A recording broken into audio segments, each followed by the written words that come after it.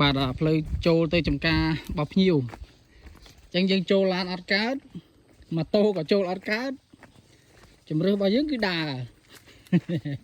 ស្មើជើង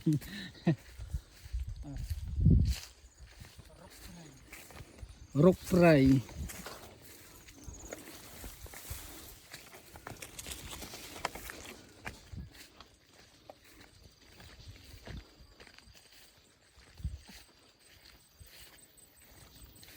ដល់ហើយនៅហើយ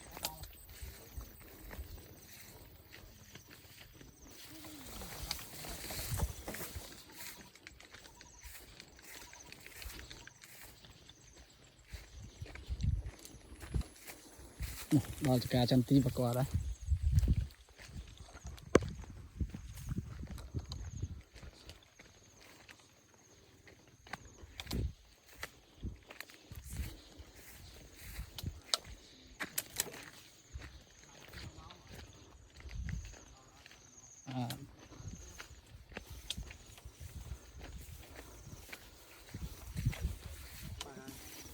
ដល់ល្មម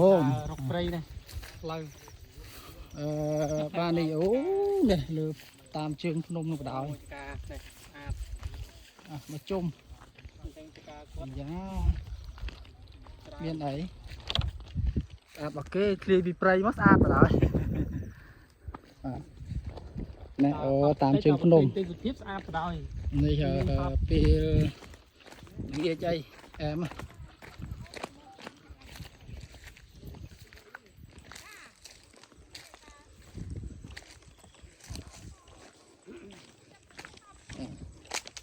ទូម្ចាស់ចការ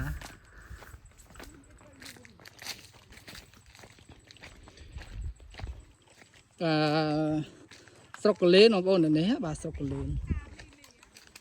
ស្រុកកលេនតាមជើងភ្នំស្អាតម៉ោងស្មើនេះហើយស្អាតបាទត្រង់ល្ងាចទីទៀតស្អាតជាងនេះទៀត